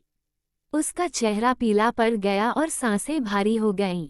तुम जिद्दी, क्या तुम मुझे स्वॉन्स से बाहर करने वाली हो? अगर तुम मुझे परेशान करती रहोगी, तो ऐसा होना पूरी तरह असंभव नहीं है। कैथरीन ने आंखों में शरारत भरी मुस्कान के साथ जोड़ा, आखिरकार, तुम्हारी नज़र में मैं सिर्फ एक अभागा संकट हूँ जो पारिवारिक रिश्तों की परवाह नहीं करता, है ना? रेचल कैथरीन को और फटकारने का इरादा रखती थी, लेकिन उसने जल्दी ही अपना मन बदल लिया। वह तैयार नहीं आई थी और उसे पता था कि सीधे मुकाबले में वह हार जाएगी। कैथरीन, वह जिद्दी बच्ची, किसी दबाव में नहीं झुकती और कोई नहीं जान सकता कि उसका अगला कदम क्या होगा। यहाँ तक कि कॉबिन भी उसकी वजह से अस्पताल में भर्ती हुआ था, जो दिखाता था कि वह कितनी सक्षम थी। आखिरकार, रेचल ने कैथरीन को अंतिम चेतावनी दी और अनिच्छा से अपना पस पकड़ते हुए चली गई। कैथरीन ने दरवाज़ा खोला और अंदर चली गई, आराम से सोफे में बैठ गई। ये लोग सभी कितने परेशान करने वाले थे, उसकी कीमती आराम की घड़ी बर्बाद कर रहे थे। ऑड्री जिज्ञासा में थी और कैथरीन के पास आई। कैथी, क्या तुमने सच में डैड को बीमार किया? कैथरीन ने आलसी स्वर में कोई जवाब दिया, उदासीनता की आभा देते हुए। चाहे वह बीमार हो या नहीं, एक बात निश्चित है, वह निश्चित रूप से गुस्से में है। ऑड्री की आंखें खुली रह गईं जब उसने कैथरीन का उत्तर सुना। ऐसा लगता था कि 4 भाई बहनों में केवल कैथरीन के पास ही शक्ति थी कि वो उनके पिता को बीमार कर सके। बाकी सभी, यहाँ तक कि जॉनथन, हमेशा अपने पिता की उपस्थिति में सम्मानपूर्वक रहते थे। उनके पिता का स्वभाव ठंडा था और बच्चों के प्रति दया कम ही दिखाते थे। ऑड्री ने पूछा, कैथी, तुमने डैड को इतना गुस्सा दिलाने के लिए क्या किया? कैथरीन ने जवाब देने की जहमत नहीं उठाए और बस कहा, खुद उनसे पूछो। इतना कहकर कैथरीन ने आंखें बंद कर ली और आराम करने लगी। उसकी थकान देखकर ऑड्री ने आगे प्रश्न पूछने से परहेज किया और चुपचाप अपने कमरे में चली गई। कैथरीन ने शुरू में थोड़ी देर सोफे पर आराम करने का इरादा किया था, लेकिन वह अनायास ही नींद में चली गई। अगर उसकी सेल फोन की घंटी नहीं बजी होती तो शायद वह और सोती रहती। कैथरीन ने अपना फोन उठाया, उत्तर बटन दबाया और कान पर लगाया, पूछते हुए, कौन है? उसके एक ठंडे प्रश्न से सामने वाला व्यक्ति डर से कांपने लगा। नींद के दौरान कैथरीन को परेशान करना वास्तव में मुसीबत को आमंत्रित करना था। हालांकि कॉल पहले ही की जा चुकी थी, इसलिए अब इसे काटा नहीं जा सकता था। अगर काटा गया तो कैथरीन उसे परेशान करने के लिए आदेश दे सकती थी। कांपते हुए स्वर में उसने कहा, कैथरीन, स्कॉर्पियन आइलैंड तुम्हें प्रशिक्षक के रूप में लेने और 1 महीने के लिए प्रशिक्षण देने के लिए उच्च मूल्य दे रहा है। नहीं, कैथरीन का उत्तर तुरंत और दृढ़ था। फिर भी हार न मानते हुए उसने धीरे से कहा, वे केवल 1 महीने के लिए $100 मिलियन की पेशकश कर रहे हैं। कोई जवाब दिए बिना कैथरीन ने तुरंत कॉल समाप्त कर दी। आखिरकार वो कब से पैसों से खरीदी जाने वाली थी। कॉल समाप्त होने के बाद कैथरीन ने थोड़ी और आराम करने का सोचा, लेकिन उसने महसूस किया कि उसका पेट भूख से गरज रहा है। फोन पकड़े उसने सोच विचार किया कि ऑर्डर दे, लेकिन ऐसा लग रहा था कि ऑर्डर पर भरोसा करने से बेहतर है कि डिलीवरी वाला भरोसेमंद है। अपरिचित संदेश देखकर कैथरीन ने इसे चेक करने का फैसला किया। जागने पर आकर खाना खाओ, मैं तुम्हारा इंतजार कर रहा हूँ। उस आदमी का संदेश देखकर कैथरीन के होंठों पर थोड़ी संतुष्ट मुस्कान आई। अब उसे फूड डिलीवरी ऐप खोलने की जरूरत नहीं थी। उसने सोफे से उठकर पड़ोसी अपार्टमेंट की ओर चली गई। जैसे ही वह अंदर गई, अच्छी तरह तैयार किए गए खाने की खुशबू ने कमरे को भर दिया। ये चिकना नहीं था, बल्कि उस स्वाद की खुशबू थी जिसे वह जानती और पसंद करती थी। कैथरीन को लगा कि ब्रैंडन धीरे धीरे उसके पेट को शांत कर रहे हैं। उसे प्रवेश करते देखकर ब्रैंडन रसोई से कुछ चीज लेकर आए। हर बार की तरह अंतिम कोर्स चीज था। कैथरीन को मजबूत चीज पसंद थी, खासकर ब्लू चीज। अगर स्वाद हल्का होता तो वह भौहें चढ़ा देती। हालांकि उसने कभी यह जाहिर नहीं किया, लेकिन वह व्यक्ति इसे समझ गया। हर बार जब वह चीज तैयार करता, इसका सुगंधित, मृदु, मिट्टी जैसा खुशबू हमेशा परफेक्ट होता। साधारण लेकिन स्वादिष्ट व्यंजनों की ओर देखते हुए कैथरीन हल्की मुस्कान के साथ आंखें तिरछी कर देख रही थी। वो व्यक्ति उसका हाथ पकड़कर उसे सीट पर ले गया। बैठो और खाओ। कैथरीन ने सोचा कि उसने किसी मदद के लिए नहीं कहा। बिना आपत्ति उठाए उसने कांटा उठाया और संतुष्ट मन से भोजन करना शुरू कर दिया। अचानक उसके दिमाग में एक विचार आया, शायद इस तरह जीना इतना बुरा नहीं होगा। रेचल स्वॉन्स में लौट गई थी, एक विशाल महल जिसमें स्वॉन परिवार का कोई सदस्य नहीं था, केवल नौकर मौजूद थे।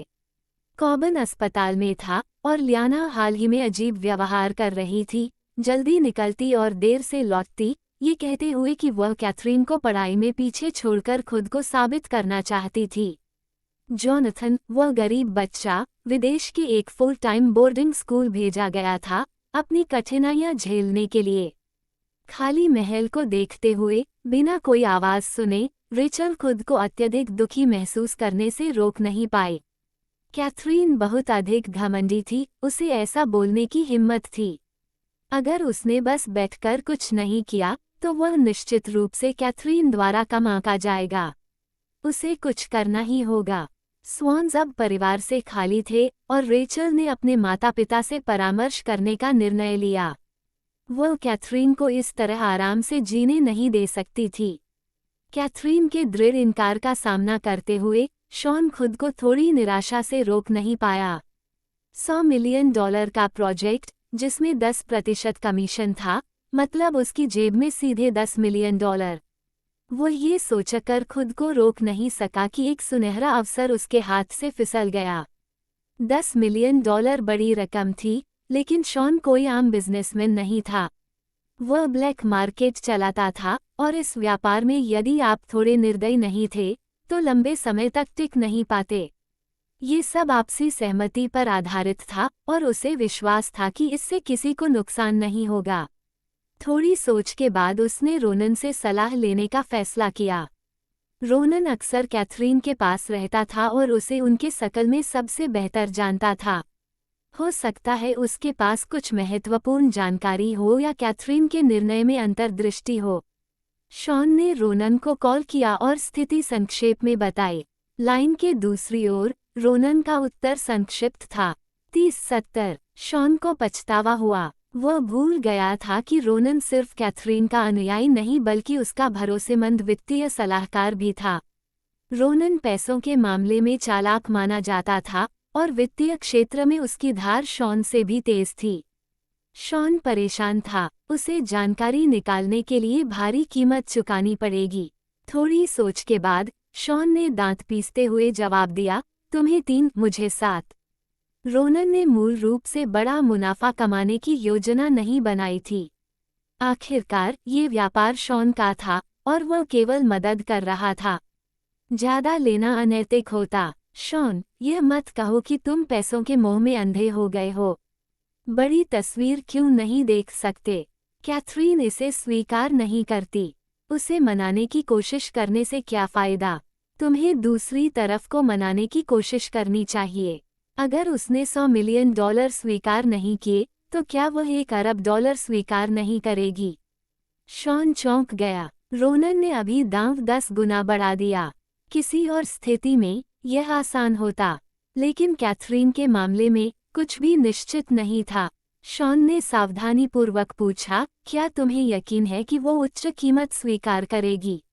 अगर नहीं करती तो हमारे पास मैं हूँ, याद रखो। कैथरीन सिर्फ मांस और खून है, कोई देवी नहीं।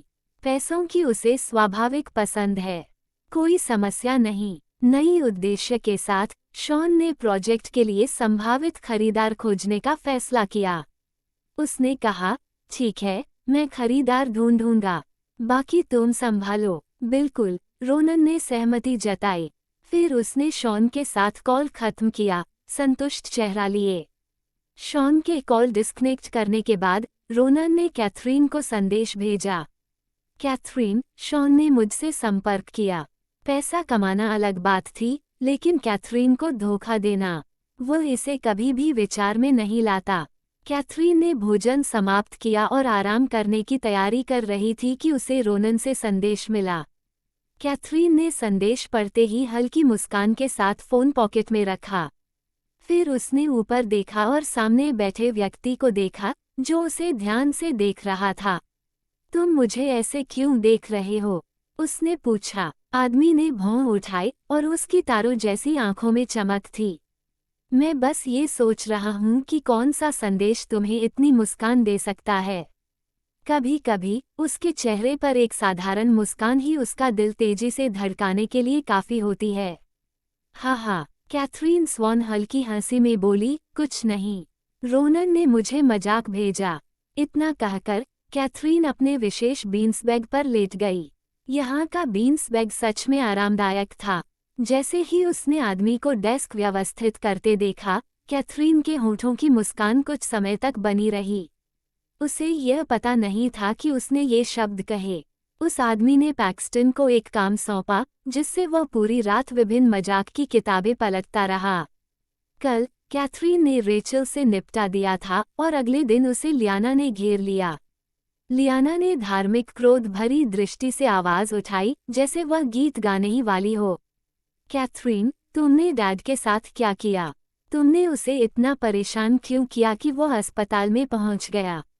कैथरीन ने उसे ठंडे स्वर में देखा, आंखें तिरछी की और हाथ पर हाथ रखे। लियाना, कभी कभी तुम्हें ये जानना चाहिए कि अभिनय करते समय तुम्हारी सीमा क्या है। क्या पिछली पढ़ाई ने कुछ नहीं सिखाया? लियाना का चेहरा पीला पड़ गया। कैथरीन के शब्द भले ही हानिरहित लग रहे थे, लेकिन ऐसा लगा जैसे उसके चेहरे पर थप्पड़ पड़ा हो, जिससे वह शर्मिंदा हो गई। कैथरीन, तुम्हारा मतलब क्या है? लियाना ने दांत दबाते हुए घूरा। कैथरीन ने एक हाथ से लियाना के कंधे को धक्का दिया। हम दोनों एक ही गर्भ से आए हैं। भले ही फर्क है, मुझे नहीं लगता कि इतना बड़ा है। अपने दिमाग का इस्तेमाल करो। क्या ये कुछ ऐसा है जिसमें तुम्हें हस्तक्षेप करना चाहिए? अगर लियाना इसे संभाल नहीं सकती थी तो उसे हस्तक्षेप नहीं करना चाहिए था। किसी ऐसे मामले में हस्तक्षेप करना मूर्खता थी जिसमें कोई परिणाम नहीं आने वाला था। कैथरीन ने वह कह दिया जो कहना था। लियाना इसे समझ सके या नहीं, यह उसकी अपनी जिम्मेदारी थी। अगर उसने खुद पर संकट लाया तो कैथरीन नर्म नहीं होगी। लियाना ने कैथरीन को जाते हुए देखा और उसने अपनी होंठ काटते हुए दांत इतनी मजबूती से कस दिए। कैथरीन घृणित थी। ऐसी व्यक्ति के लिए तो नर्क ही उचित था। अब जब कैथरीन ने स्वॉन्स को उथल पुथल में डाल दिया था, लियाना ने तय किया कि वह इसे बिना सजा के नहीं जाने देगी। वह पहले बहुत आवेगी थी, कैथरीन की ताकत को कम आंक रही थी। अचरज की बात यह थी कि कैथरीन, जो ग्रामीण इलाके में बड़ी हुई थी, के पास इतनी प्रभावशाली शक्ति थी। ऐसा लगता था कि उसके दादा ने उसे पूरी तरह से नहीं छोड़ा था। उन्होंने चुपचाप किसी को ग्रामीण इलाके में उसकी परवरिश के लिए व्यवस्थित किया होगा, अन्यथा वह आज जैसी नहीं होती। वह अब अधिक सावधानीपूर्वक योजना बनाएगी और कैथरीन को दूसरा मौका नहीं देगी। अगले दिन रेचल जल्दी उठी, जो कि दुर्लभ था क्योंकि वह आमतौर पर दोपहर तक सोती थी। वह अपने माता पिता के घर दौड़ी। उसके माता पिता उसे देखकर थोड़े हैरान थे। रेचल, अचानक तुम यहाँ क्यों आ गई? रेचल, जो दूसरों के सामने हमेशा परिष्कृत अभिनय करती थी और अमीर आदमी की पत्नी के रूप में अपनी स्थिति दिखाती थी, अपने माता पिता के सामने पीछे नहीं हटी। उसने गुस्से में अपना हैंडबैग फेंक दिया और अपनी माँ से शिकायत की, मॉम, मैं अब और नहीं सह सकती। मैंने जिंक्स को जन्म क्यों दिया? अपनी बेटी के अचानक फटने पर रेचल के माता पिता चकित हुए। उन्होंने उसे समझाया और स्थिति स्पष्ट करने के लिए कहा। रेचल ने हाल ही में स्वॉन्स में हुई घटनाओं की जानकारी दी। उसके माता पिता भी चकित थे, उन्होंने कभी स्वॉन्स में ऐसी घटनाओं की उम्मीद नहीं की थी। उनकी नज़र में कॉबन काफ़ी सक्षम व्यक्ति थे। कॉबन वास्तव में उसके कामों की वजह से अस्पताल में गए थे। एंजो अभी भी विश्वास नहीं कर पा रहा था। रेचल की आंखें गुस्से से चौड़ी हो गईं।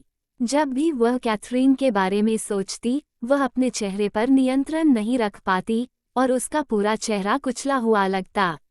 अगर इतनी बड़ी घटना नहीं होती तो क्या मैं तुमसे चर्चा करने के लिए वापस आती? अभी मेरे पास भरोसा करने के लिए कोई नहीं है। कॉबन ने कहा कि उसने न केवल उसे गुस्सा दिलाया बल्कि स्वॉन्स पर नियंत्रण भी हासिल कर लिया। वो ये भी दावा करती है कि स्वॉन्स की संपत्ति उसकी है और वह मुझे मेरे ही घर से बाहर निकालने वाली है। ये खबर वास्तव में एंजो और डॉना के लिए चौंकाने वाली थी, क्योंकि किसी ने भी स्वॉन्स में इतनी नाटकीय मोड़ की उम्मीद नहीं की थी। उन्होंने सोचा था कि विसेंटे के निधन के बाद रेचल का पति परिवार को आसानी से संभाल लेगा। वे राहत की सांस ले रहे थे कि उनके पति के परिवार में कोई महत्वपूर्ण संपत्ति विवाद नहीं था, जिसका मतलब उनके लिए कम सिरदर्द था। लेकिन अब भाई बहन के संघर्ष के बजाय पिता बेटी के संघर्ष ने मुख्य स्थान ले लिया। रेचल की बातें उसकी मां को गहरी चिंता में डाल गईं और उसने तुरंत अपने पति की ओर देखा। प्रिया, तुम्हें हमारी बेटी के लिए समाधान खोजने में मदद करनी होगी, उसने कहा। अपनी बेटी की स्थिति जानने के बाद एंजो लंबे समय तक चुप रहे। उनका सबसे बड़ा बेटा स्वॉन्स के व्यवसाय पर भरोसा करता था और अब कॉबन भी उस परेशान करने वाली लड़की से निपट नहीं पा रहे थे। इसलिए उनके सबसे बड़े बेटे पर भरोसा करना बेकार था। उनके पास केवल दूसरा बेटा एड्रियन ही भरोसेमंद था। लंबे समय तक सोचने के बाद एंजो ने मन बना लिया, मैं एड्रियन को कॉल करूंगा। ये कहकर वह स्टडी की ओर बढ़े। डॉना ने रेचल का हाथ पकड़ा और उसे धीरे से सांत्वना दी, डर मत। तुम्हारे पिता एड्रियन से मदद मांगने गए हैं। एड्रियन सक्षम है और कैथरीन स्वॉन कोई समस्या नहीं होगी। पहले रेचल उन बातों पर विश्वास कर लेती, लेकिन अब कॉबन भी उस लड़की से निपट नहीं पा रहे थे। एड्रियन वास्तव में सक्षम था, लेकिन उसकी मुख्य दक्षता राजनीति में थी। रेचल को बिजनेस की दुनिया में उसकी योग्यता पर भरोसा नहीं था। रेचल और डॉना ने लिविंग रूम में अपनी स्थिति पर चर्चा की। उन्हें यह नहीं पता था कि कोने में एक आकृति छिपकर उनकी बातचीत सुन रही थी। अलिसा ने नौकर से सुना था कि उसकी बहन रेचल वापस आ गई है, जो असामान्य था। रेचल समय समय पर उनसे मिलती थी, लेकिन वह सुबह शायद ही कभी दिखती थी। इस समय कुछ गड़बड़ होना निश्चित था। चुपचाप वो लिविंग रूम के कोने में खड़ी रही, कोई आवाज नहीं किए, ये जानने की कोशिश करती कि वे क्या चर्चा कर रहे हैं। अप्रत्याशित रूप से उसने इतनी महत्वपूर्ण खबर सुनी। उसका प्रारंभिक अनुमान सही था।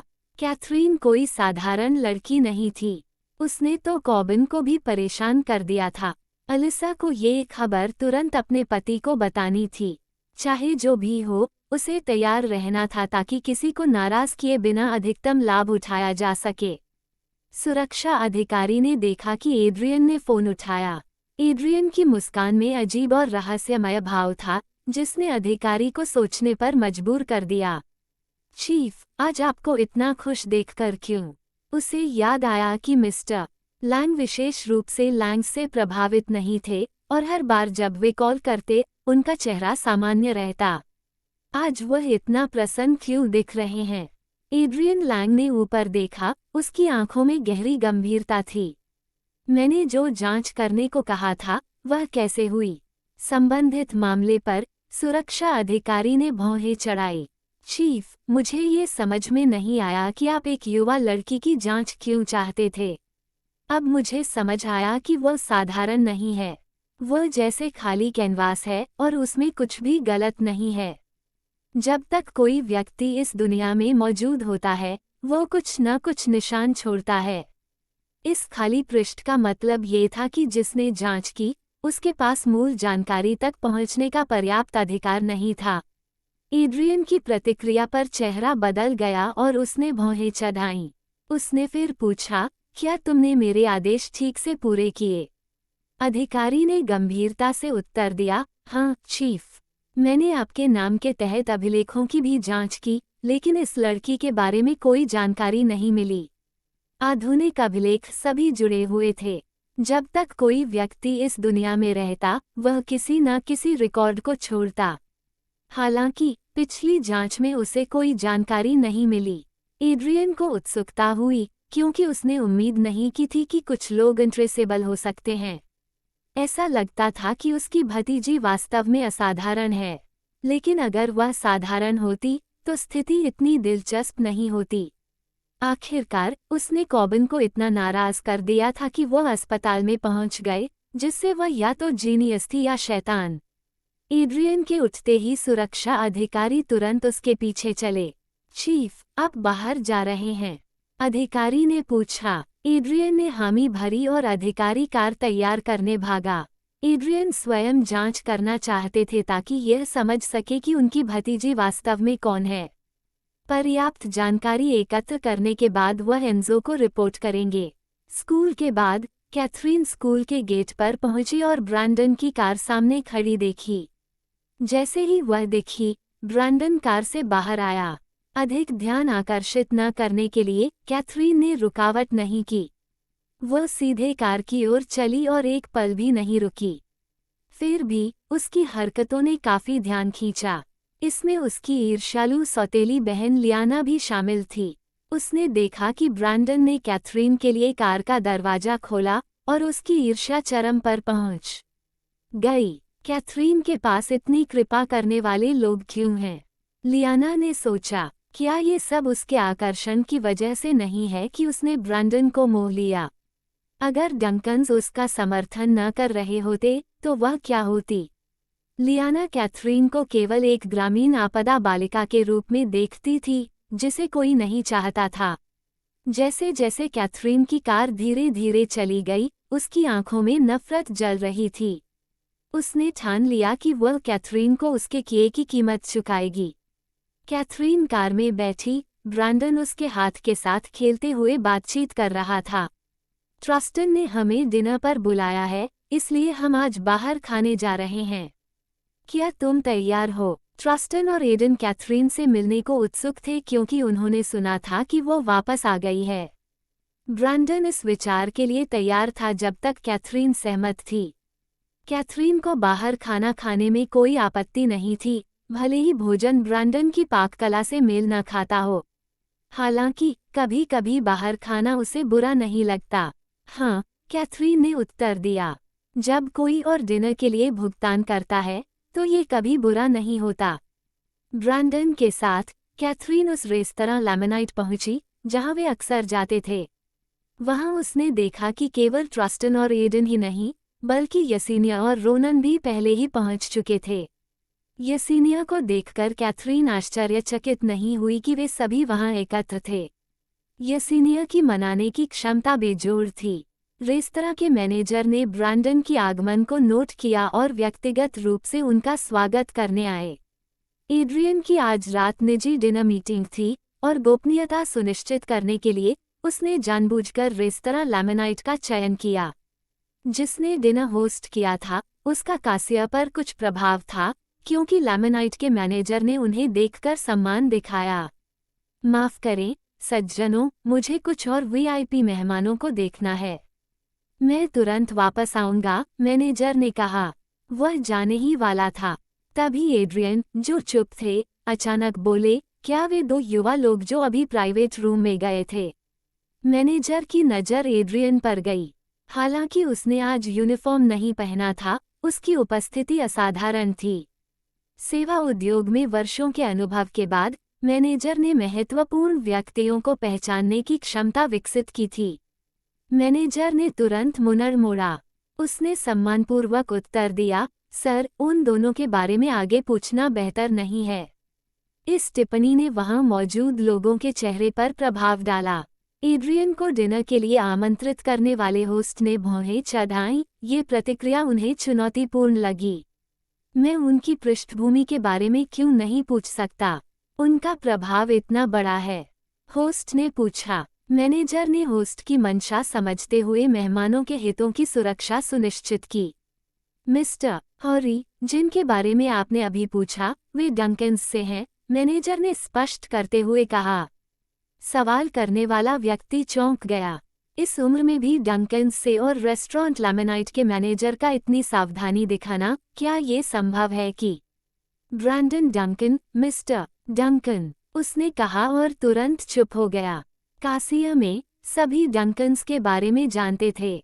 उनका व्यापक प्रभाव उन्हें अछूत बनाता था, खासकर ब्रैंडन, जो अपनी कठोरता के लिए प्रसिद्ध था। कोई भी उन्हें चुनौती देने की हिम्मत नहीं करता। अन्य लोगों की आश्चर्य के मुकाबले एड्रियन चुप रहे। वो नहीं रोक पाए कि ब्रैंडन के पास खड़ी लड़की वास्तव में कैथरीन है या नहीं। उसने देखा कि उनके हाथ शायद जुड़े हुए थे। ये तथ्य उसे और अधिक उत्सुक कर रहा था। उसकी भतीजी वास्तव में एक रोचक महिला साबित हो रही थी। कैथरीन प्राइवेट बूथ से बाहर निकली और बाथरूम की ओर बढ़ी। जैसे ही वह कोने पर मुड़ी, उसने महसूस किया कि कोई उसकी ओर पीछे से घूर रहा है। कैथरीन रुक गई और मुड़ी। उसने एड्रियन को कॉरिडोर के दूर के छोर पर खड़ा देखा। उसकी निगाहें स्पष्ट रूप से उसे आंक रही थीं। एड्रियन ने भी देखा कि कैथरीन मुड़ी। उसने अभिवादन किया, कितनी अजीब बात है, हम दोनों यहाँ खाना खा रहे हैं। वो स्पष्ट रूप से कुछ मिनटों से वहीं खड़ा था। क्या ये संयोग था? बिल्कुल नहीं। कैथरीन ने उसे उदासीन नज़रों से देखा और जाने लगी। एड्रियन ने कैथरीन की प्रतिक्रिया की उम्मीद नहीं की थी।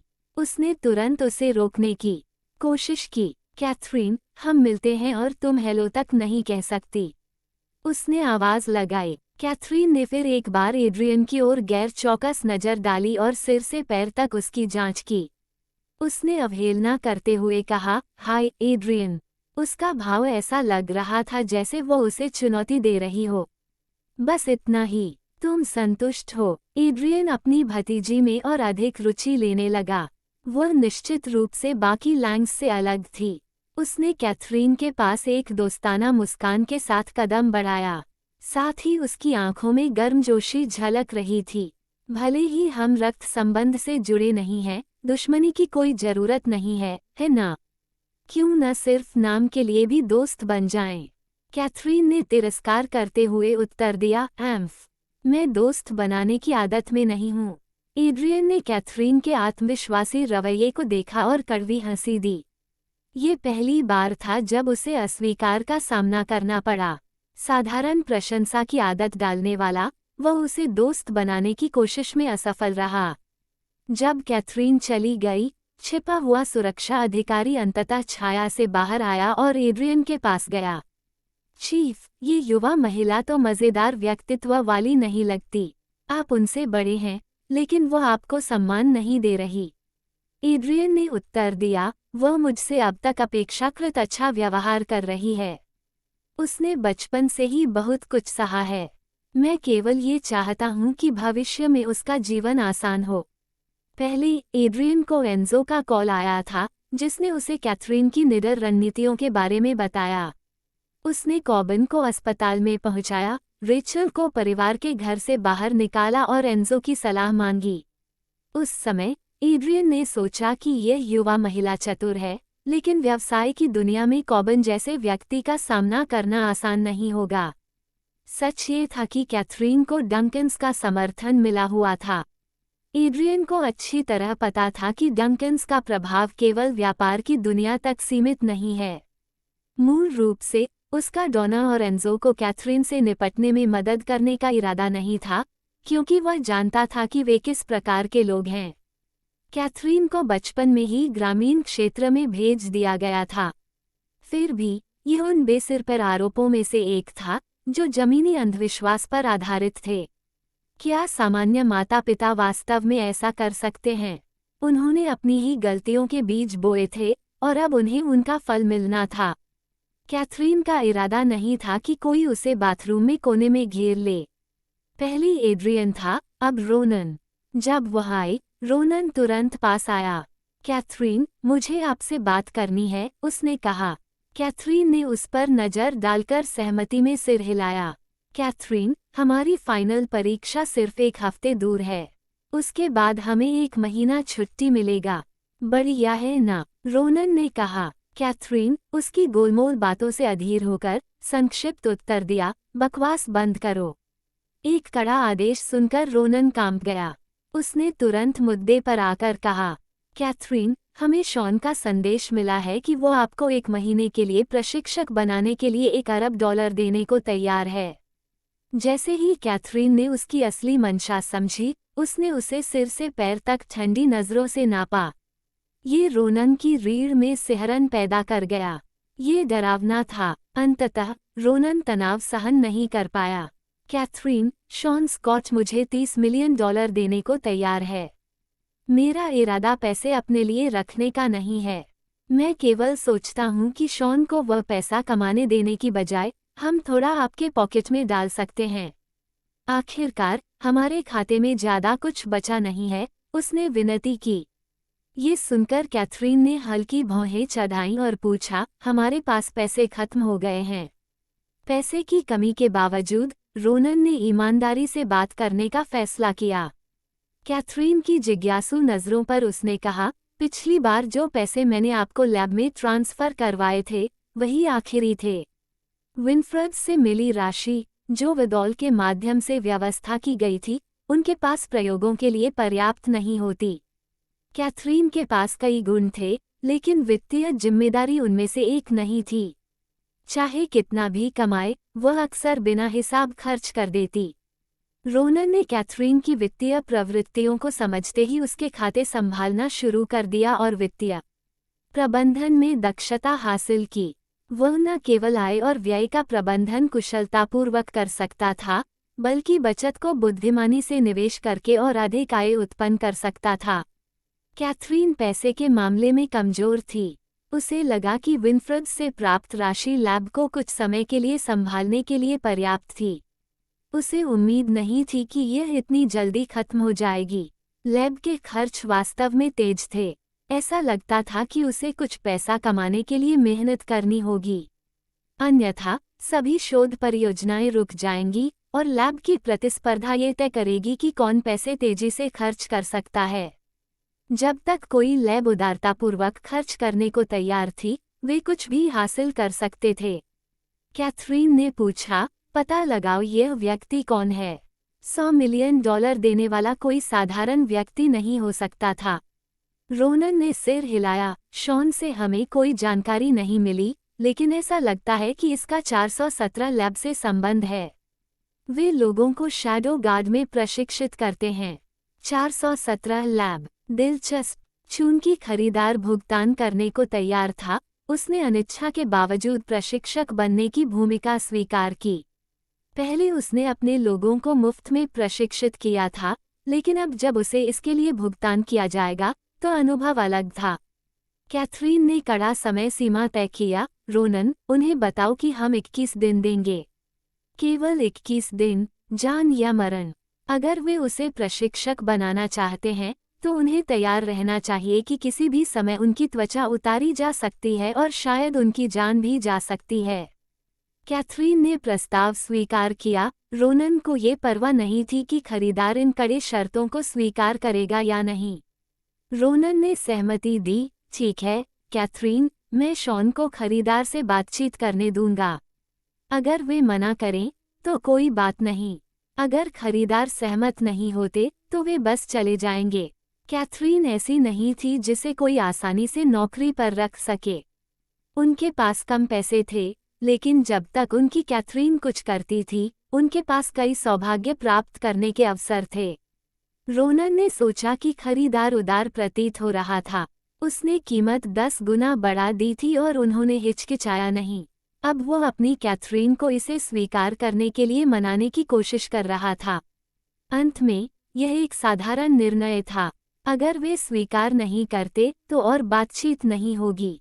सबको पता भी नहीं चला कि फाइनल एग्जाम्स आ गए थे और इस बार स्कूल ने इन साल के आखिरी असेसमेंट्स पर विशेष जोर दिया था। अगले सेमेस्टर में उनका ग्रुप ग्रेजुएट होने वाला था। लॉयल्टी एकेडमी हमेशा अन्य स्कूलों से एक कदम आगे रहती थी, क्योंकि उन्होंने वह करिकुलम पहले ही पूरा कर लिया होता था जिसे दूसरे स्कूल सेमेस्टर के दूसरे हिस्से में पढ़ाते। आगामी सेमेस्टर में वे पूरी तरह से रिवीजन पर ध्यान देंगे ताकि प्रतिष्ठित यूनिवर्सिटीज में जगह पाने के लिए अपनी तैयारी पूरी तरह से कर सकें। क्लास 8 स्कूल की टॉप परफॉर्मिंग क्लासेस में से एक के रूप में जानी जाती थी। पास वाली क्लास 4 हमेशा क्लास 8 को पीछे छोड़ने की कोशिश करती रहती थी। हाल ही में क्लास 8 ने काफ़ी प्रगति की थी और कई अन्य क्लासेस के लिए ईर्ष्या का कारण बन गई थी। पास वाली क्लास के टीचर्स अक्सर क्लास 8 का जिक्र करते रहते, जिससे अन्य छात्रों में चिंता और असुरक्षा की भावना पैदा होती थी। लियाना ने कैथरीन को डेस्क पर सिर टिकाकर सोते देखा और उसे जीत की अनुभूति हुई। फाइनल एग्जाम्स का पहला दिन बस आने ही वाला था और लियाना ये स्वीकार नहीं कर पा रही थी कि अपनी सारी मेहनत के बावजूद वह अभी भी कैथरीन से पीछे थी, जो ये तक नहीं जानती थी कि उसके किताबें कहाँ रखी हैं। लियाना को अकादमिक रूप से कैथरीन से बेहतर प्रदर्शन करना था, क्योंकि अन्य तरीकों से वो उसे चुनौती नहीं दे सकती थी। इसी वजह से लियाना ने अपनी पढ़ाई पर ध्यान केंद्रित किया और कैथरीन के साथ किसी भी झंझट से बचा, जो वैसे भी शायद ही कभी होता था। डेविड और उसके दोस्त लियाना के असामान्य व्यवहार पर ध्यान देने लगे। उन्होंने समझ लिया कि ब्रायन से जानकारी मांगना व्यर्थ है, इसलिए उन्होंने रोनन की ओर रुख किया, जिसे हमेशा अंदर की जानकारी होती थी। रोनन, तुम्हें लगता है लियाना के साथ कुछ गलत है? वह अचानक इतनी मेहनत क्यों कर रही है और परेशानियां क्यों नहीं कर रही? उन्होंने पूछा। समय के साथ लियाना की गतिविधियों को देखकर वे उसके चरित्र का काफी हद तक अंदाजा लगा चुके थे। स्वाभाविक रूप से उसके बेहयाई भरे व्यवहार ने कई लोगों को दूर कर दिया था। अब उन्होंने उसकी नई पढ़ाई की लगन को अजीब पाया। उन्हें चिंता थी कि वह कुछ तो कर रही होगी, इसलिए उन्होंने रोनन की राय लेने का फैसला किया। रोनन ने लियाना की ओर देखा और उसकी नई पढ़ाई की लगन को नोटिस किया। उसने मुस्कुराते हुए सोचा, लगता है चमत्कार हुआ है। रोनन की तेज बुद्धि ने उसे अंदाजा लगाने में मदद की कि लियाना क्या कर रही थी। वह शायद अपनी अकादमिक उपलब्धियों के जरिए कैथरीन की पसंद हासिल करने की कोशिश कर रही थी। हालांकि ये प्रयास काफी व्यर्थ था। लियाना खुद को कौन समझती थी?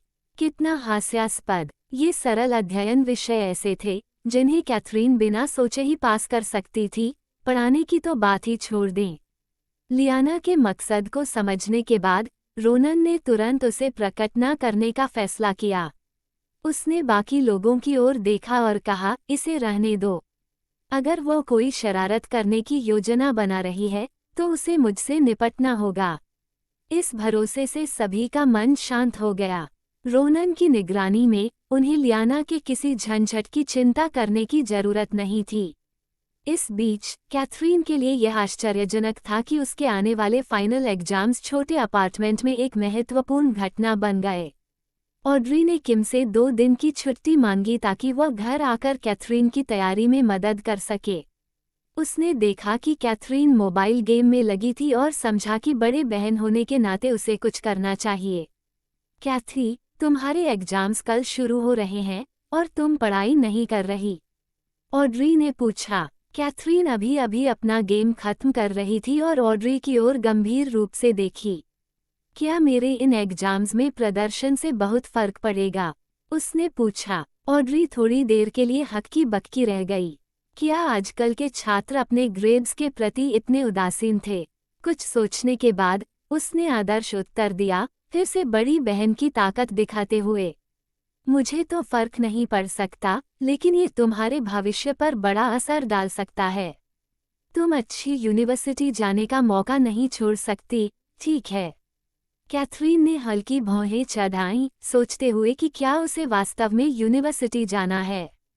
उसने पहले हाई स्कूल में पढ़ाई की थी। ऑड्री की महत्वाकांक्षाओं और हाई स्कूल का अनुभव लेने की इच्छा से प्रेरित होकर, मुझे यूनिवर्सिटी जाना है, कैथरीन ने पूछा। क्या तुम कह रही हो कि तुम नहीं जाना चाहती? ऑड्री ने आश्चर्य व्यक्त किया। कैथरीन का जवाब सुने बिना उसने यूनिवर्सिटी न जाने के सैकड़ों नुकसान गिनाने शुरू किए। कैथी, मैं तुम्हारे बाकी सब मामलों में तुम्हारा समर्थन करती हूँ, चाहे वह ग्रेड्स हो या कुछ और। लेकिन यूनिवर्सिटी ऐसी चीज़ है जिसे तुम्हें छोड़ना नहीं चाहिए, समझी? कैथरीन ने गंभीरता से देखा और पूछा, क्या मुझे वास्तव में जाना होगा? ऑड्री ने बिना हिचकिचाए सिर हिलाया। बिना यूनिवर्सिटी की पढ़ाई के जीवन अधूरा है। तो हाँ, तुम्हें जाना होगा। बिना यूनिवर्सिटी की पढ़ाई के जीवन अधूरा है। अगर वह इसे इस तरह कह रही है तो उसने कभी यूनिवर्सिटी नहीं जाई थी। 7 साल की उम्र में उसने यूनिवर्सिटी प्रवेश परीक्षा दी और उसके तुरंत बाद उसके मेंटर ने उसे रिसर्च लैब भेज दिया। उसने यूनिवर्सिटी में बहुत कम समय बिताया। ऑड्री की तर्कपूर्ण बातें सुनकर कैथरीन ने यूनिवर्सिटी जीवन के लिए उत्साह महसूस करना शुरू किया। ऑड्री गहरी चिंता में थी कि कैथरीन यूनिवर्सिटी नहीं जाना चाह सकती, इसलिए उसने लगातार मनाने की कोशिश की। कैथरीन, धीरे धीरे उत्तेजित होती, ने आखिरकार ऑड्री की लंबी व्याख्या को रोका। ठीक है, मैं वादा करती हूँ। क्या ये पर्याप्त है? मैं यूनिवर्सिटी जाऊंगी, ठीक है? ऑड्री, कैथरीन के इस वादे से संतुष्ट, अपनी पहले सिकुड़ी हुई मुस्कान को ढीला कर दिया और बहन की ओर मुस्कराई। बहुत बढ़िया, जब तक तुम वादा करती हो कि यूनिवर्सिटी में उत्कृष्ट प्रदर्शन करोगी। ऑड्री को डर था कि लगातार याद दिलाने के अत्यधिक दबाव के कारण कैथरीन यूनिवर्सिटी जाना ही छोड़ देगी। अब वह आगामी फाइनल एग्जाम्स के लिए भी उसे पढ़ाई के लिए दबाव डालने में हिचकिचा रही थी। कैथरीन, ऑड्री की मंशा शुद्ध समझते हुए फिर से अपना गेम खेलने लगी। इस बीच ऑड्री खुद को स्क्रिप्ट पढ़ने में व्यस्त कर रही थी। उसने पिछले कुछ दिनों में कोई अभिनय प्रोजेक्ट या टीवी शो में हिस्सा नहीं लिया था। उसने पहले ऑडिशन क्लाउडी वर्ल्ड सफलतापूर्वक पास कर लिया था और डायरेक्टर उसके प्रदर्शन से खुश लग रहे थे। उन्हें अगले ऑडिशन के लिए नई स्क्रिप्ट दे दी गई थी। ऑड्री के लिए ये दुर्लभ अवसर सुनिश्चित करने के लिए किम ने अपनी सभी व्यस्तताओं को रद्द कर दिया ताकि वह अपनी तैयारी पर ध्यान केंद्रित कर सके। जितनी जानकारी उसे मिली, उसके पास सहायक भूमिका की स्क्रिप्ट पाने का अच्छा मौका था। यह उसका बड़ा मौका था बड़े पर्दे पर कदम रखने का, और वह इसे खोना नहीं चाहती थी। दोनों बहनें अपनी अपनी दिनचर्या में लगी रहीं, एक दूसरे में हस्तक्षेप नहीं किया और शांतिपूर्ण, सामंजस्यपूर्ण वातावरण बना। अगली सुबह कैथरीन को ऑड्री के अलार्म ने जगाया। वह आमतौर पर स्वाभाविक रूप से जागती थी, लेकिन आज ऑड्री ने उसकी पढ़ाई में असामान्य रुचि दिखाई, डरते हुए कि वह फाइनल एग्जाम्स मिस कर सकती है। इसलिए उसने अलार्म सेट किया था। कैथरीन को ये जागने का तरीका काफी परेशान करने वाला लगा। थकान से बोझिल कैथरीन अपने कमरे से बाहर जाने ही वाली थी कि वह ऑड्री से टकरा गई, जो बिखरे बालों के साथ दौड़ती आई। सौभाग्य से कैथरीन आसानी से डरने वाली नहीं थी और वह शांत रही, हालांकि उसने हल्का भौहें चढ़ाई और पीछे कदम बढ़ाया। गुड मॉर्निंग कैथी, जाओ नहा लो, मैं तुम्हारे लिए नाश्ता तैयार कर दूंगी। कैथरीन ने शुरू में सोचा कि वह मना कर सकती है, लेकिन बात कहने से पहले ऑड्री पहले ही रसोई में चली गई। ऑड्री एक उत्साही व्यक्ति थी और कैथरीन ने उसे रोकने का फैसला नहीं किया। जब कैथरीन बाथरूम से निकली तो खाने की मेज के चारों ओर हल्का सा खुशबू फैल चुकी थी। जल्द ही ऑड्री का सिर रसोई से बाहर झांक आया और उसने बहन की ओर गर्मजोशी से मुस्कुराया। कैथी, तुम्हारा नाश्ता मेज पर है, अगर जल्दी है तो खा लो। कैथरीन स्वॉन मेज की ओर बढ़ी और फैलाव पर नजर डाली। वहां आधा निर्मित फ्राइज, दूध और 2 थोड़े ज्यादा पके हुए सनी साइड अप अंडे थे। यहाँ तक कि फ्राइज और अंडों की व्यवस्था भी A+ जैसी बनी थी, जो ऑड्री की सच्ची मेहनत और देखभाल को दर्शाती थी। कैथरीन बैठी और शांतिपूर्वक नाश्ता किया। जब तक ऑड्री रसोई से बाहर आई, कैथरीन अपना नाश्ता खत्म कर चुकी थी। तुमने सब खत्म कर दिया, मैं तुम्हारा बैग लाती हूँ। क्या मैं तुम्हें स्कूल छोड़ दूँ? जरूरत नहीं, कैथरीन ने सीधे उत्तर दिया। जब कैथरीन ने दरवाजा खोला, उसने देखा कि हॉल के पार उसका पड़ोसी ब्रैंडन बाहर खड़ा था, उसे यूनिवर्सिटी छोड़ने के लिए।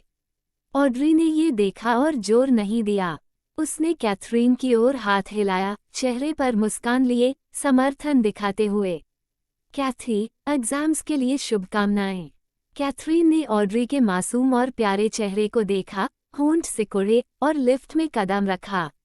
जैसे ही उसने कदम रखा, ऑड्री के चेहरे की मुस्कान धीरे धीरे फीकी पड़ गई। जब वह छात्रा थी, उसने हमेशा अपने सहपाठियों से ईर्ष्या की थी, जिन्हें उनके माता पिता का समर्थन और प्रोत्साहन मिला। वह भी यही चाहती थी, लेकिन स्वॉन्स का हिस्सा होने के कारण उसे यह अवसर नहीं मिला। अब वो कैथरीन को वह सारा प्यार और समर्थन देना चाहती थी जो उसने कभी नहीं पाया, ताकि कैथरीन परिवार की गर्मजोशी महसूस कर सके। वह चाहती थी कि सभी, जिसमें कैथरीन भी शामिल है, जाने कि वह वही है जिसे प्यार मिला। 2 दिन के फाइनल एग्जाम्स आखिरकार कल समाप्त हो गए। लॉयल्टी एकेडमी में अन्य स्कूलों के विपरीत एग्जाम्स के बाद सभी टीचर्स उसी दिन देर तक रुके रहते थे ताकि अगले दिन रैंकिंग और परिणाम जारी किए जा सकें। एग्जाम्स के दूसरे दिन कई छात्र, जिनकी आंखों के नीचे काले घेरे थे, स्कूल जल्दी पहुंच गए, उत्सुकता से परिणामों का इंतजार करते हुए। आज लियाना भी जल्दी पहुंची, आत्मविश्वास से भरी कि इस बार उसने अच्छा किया है। परिणाम जल्दी पाने के लिए उसने अपने टीचर्स से चुपचाप जानकारी ली। जब परिणाम आखिरकार घोषित किए गए, तो उन्होंने उसे निराश नहीं किया। वह क्लास 8 में दूसरे स्थान पर और पूरे ग्रेड में तीसरे स्थान पर रही। अपने परिणाम जानकर लियाना ने तुरंत एक टीचर से पूछा कि क्या कैथरीन क्लास में पहले स्थान पर थी। टीचर ने पूरी निश्चितता से इसका खंडन किया। ये सोचकर लियाना खुद को खुश हुए बिना नहीं रोक सकी और उस पल का इंतजार करने लगी जब परिणाम सार्वजनिक किए जाएंगे। वह देखना चाहती थी कि कैथरीन का रिएक्शन क्या होगा। जैसे ही होमरूम टीचर अंदर आई, लियाना का दिल तेजी से धड़कने लगा। उसने जानबूझकर कैथरीन की ओर देखा और मुस्कुरा दी जब देखा कि वह अभी भी डेस्क पर सो रही थी। सभी छात्र अपने होमरूम टीचर पर ध्यान केंद्रित थे, उत्सुकता से परिणाम का इंतजार करते हुए। सभी को आश्चर्य हुआ कि पहले स्थान पर रोनन आया और लियाना और ब्रायन टॉप 3 में शामिल थे। कैथरीन टॉप 3 में भी नहीं थी। टीचर ने टॉप 3 की रैंकिंग घोषित करने के बाद बाकी परिणाम बांटे और मंच छोड़ दिया। एक शिक्षक के रूप में उसने समझा कि छात्रों को चर्चा और विचार विमर्श के लिए जगह चाहिए। चूंकि वह इसे प्रभावी ढंग से दबा नहीं सकती थी, उसने बस इसे जाने देने और छात्रों को स्वतंत्र चर्चा करने देने का फैसला किया। अपना दूसरा स्थान का परिणाम थामे लियाना आराम से कैथरीन की ओर बढ़ी। कैथरीन अभी भी सो रही थी और लियाना ने डेस्क पर हल्का सा टैप किया ताकि उसका ध्यान आकर्षित हो। कैथरीन ने सिर उठाया और उसकी सुस्त, हल्की खुरदरी आवाज में आकर्षण था। लियाना चुपचाप एक कदम पीछे हट गई, डर से उसके शब्द रुक गए। तुम क्या चाहती हो? कैथरीन स्वॉन ने सुस्त होकर पूछा, उसकी आवाज में नींद की हल्की लय और खुरदरी आकर्षण था। कैथरीन की आवाज ने लियाना को हकीकत में लौटा दिया। उसने कैथरीन की ओर गर्व से देखा। कैथरीन, इस बार तुम्हारा स्कोर क्या रहा? कैथरीन ने उसे बर्फ जैसी नजरों से देखा और पलटकर कहा, तुमसे क्या लेना देना? लियाना को कैथरीन के जवाब से आश्चर्य नहीं हुआ। आखिरकार टीचर ने पहले ही टॉप 3 रैंकिंग घोषित कर दी थी और उसने कैथरीन को पीछे छोड़ दिया था। लियाना ने सोचा कि थोड़ा शर्मिंदा महसूस करना सामान्य था, इसलिए कैथरीन का स्कोर नहीं बताना ठीक था। कैथरीन, तुम मेरी बहन हो। मैं बस तुम्हारा स्कोर जानना चाहती थी। ये सामान्य बात नहीं है, लियाना ने जोर देकर कहा। कैथरीन आसानी से समझ सकती थी कि लियाना क्या सोच रही थी। उसने बहन की परवाह करने का नाटक किया, जो उसे घिनौना लगा। कैथरीन के एक और तंज करने से पहले पास में खड़ा रोनन अचानक सामने आ गया। लियाना, हमारे परिवार की मुखिया कैथरीन का स्कोर पूछना सच में आत्म-अपमान है। मैं, जो पहले स्थान पर हूँ, भी यह करते समय अजीब महसूस करता हूँ। तुम, दूसरे स्थान पर, इसे जरूर टालो, उसने कहा। आखिरकार, तुम कैथरीन की छोटी बहन हो, किसी ने कहा, मैं बस तुम्हें दोस्ताना सलाह दे रहा हूँ। लियाना को कैथरीन और रोनन दोनों से घृणा थी, लेकिन उसका मुख्य लक्ष्य कैथरीन थी। क्योंकि रोनन कैथरीन का सबसे वफादार साथी था और कभी-कभी वह भयंकर शेर में बदल सकता था। उसकी नज़र में, कैथरीन बस शर्मिंदगी से डर रही थी और अपने स्कोर को साझा करने की हिम्मत नहीं कर रही थी। रोनन, तुम क्लास में पहले हो। इसमें क्या शर्मिंदगी है? क्या कैथरीन तुमसे भी अधिक डरावनी हो सकती है? बिल्कुल, रोनन ने आत्मविश्वास से कहा। उनकी बहस ने आसपास के लोगों का ध्यान खींचा और एक भीड़ इकट्ठा हो गई। डेविड, जो हमेशा गॉसिप के लिए उत्सुक रहता था, रुका नहीं और कैथरीन के पास गया। कैथरीन, तुमने टेस्ट में कैसे किया? रोनन ने क्यों कहा कि तुम्हारा स्कोर उससे ज्यादा है? कैथरीन को उसके चारों ओर की भीड़ से झुंझलाहट हुई। उसने संक्षेप में जवाब दिया, 0। भीड़ इस जवाब से हैरान रह गई। 7 विषयों में 0, क्या इससे वह पूरे ग्रेड में सबसे कम स्कोर वाली नहीं बन जाएगी? यहाँ तक कि लियाना, जिसने कैथरीन के पिछले स्कोर देखे थे, भी हैरान रह गई। उसने पहले कैथरीन के प्रभावशाली स्कोर देखे थे, तो इस बार 0 कैसे हो सकता था? क्या कैथरीन ने पहले चीट किया था? डेविड, अब निहितार्थ समझते हुए, चिल्लाया, कैथरीन, तुम मजाक कर रही हो। तुम 0 कैसे कर सकती हो? कैथरीन आसपास के लोगों की प्रतिक्रियाओं के प्रति उदासीन दिख रही थी। रोनन, जिसने बातचीत सुनी थी, उनके पास आया और डेविड को हटाया। तुम नहीं जानते कि तुम क्या कह रहे हो। तुम कुछ भी नहीं जानते। क्या तुम्हें लगता है 0 पाना आसान है? 7 विषयों में सैकड़ों मल्टीपल चॉइस सवाल हैं। अगर तुम्हें कोई जवाब नहीं आता, तो कुछ अटकलें तो लगाओगे, है ना? पूरी तरह 0 पाने के लिए तुम्हें सभी सही जवाब पता होने चाहिए। मुझे एक उदाहरण दो। सुनने वालों ने शुरुआत में रोनन की बात नहीं समझी, लेकिन जल्द ही समझ गए। भले ही तुम्हारे स्कोर खराब हो या तुम्हारा भाग्य खराब हो, तुम कुछ उत्तर भरकर अंक हासिल कर सकते थे। कुछ आसान सवालों का अस्तित्व था। हर छात्र से पीछे रहने और पूर्ण 0 पाने के लिए सभी सही उत्तर पहले से जानना आवश्यक था। डेविड ने देर से समझा और अपनी जांघ पर थप्पड़ मारा, कैथरीन को अंगूठा दिखाया। शानदार, कैथरीन वाकई असाधारण है। पहले स्थान पर होना कोई खास बात नहीं है। पूरे ग्रेड में सबसे कम स्कोर और फिर भी सभी सही उत्तर रखना, यही असली प्रतिभा है। उसने चिल्लाया, असाधारण और अद्भुत, मैं तुम्हारी प्रशंसा करता हूँ, एक अन्य छात्र ने कहा। डेविड की उत्साही व्याख्या के परिणामस्वरूप भीड़ की कैथरीन के प्रति धारणा बदल गई। शुरुआत में वे समझ नहीं पा रहे थे कि कैथरीन का सबसे कम स्कोर क्यों है, लेकिन अब वे उसकी प्रशंसा करने लगे। वास्तव में कैथरीन हमेशा आश्चर्यों से भरी रहती थी। उसका अंदाज और अप्रत्याशित व्यवहार उसे साधारण लोगों से अलग करता था। ये साबित हुआ कि सबसे कम स्कोर भी गर्व की बात हो सकती है, अगर इसे स्टाइल के साथ किया जाए। सभी कैथरीन की सराहना कर रहे थे। लियाना खुद को अभिभूत महसूस करने से नहीं रोक सकी, लेकिन वह इतनी मूर्ख नहीं थी कि इन पागल लोगों के साथ बहस करे। अगर उसने बहस की तो वे एनीवे नहीं सुनते। लियाना ने उम्मीद नहीं की थी कि कैथरीन उसे पीछे छोड़ते हुए परफेक्ट ज़ीरो करेगी। वह घुटन महसूस कर रही थी, कमरे में इन पागलों से घिरी हुई। उसे बाहर ताजी हवा लेने जाना पड़ा। इस बीच रोनन आराम से बैठा, कैथरीन की मुद्रा की नकल करते हुए। वह पीछे झुका, उसे अपडेट साझा करते हुए। कैथरीन, तुम्हें लियाना का चेहरा नहीं दिखा। वह अनमोल था। बच्ची अपने स्को का इस्तेमाल तुम्हें चिढ़ाने के लिए कर रही थी, लेकिन वह बस सपने में है।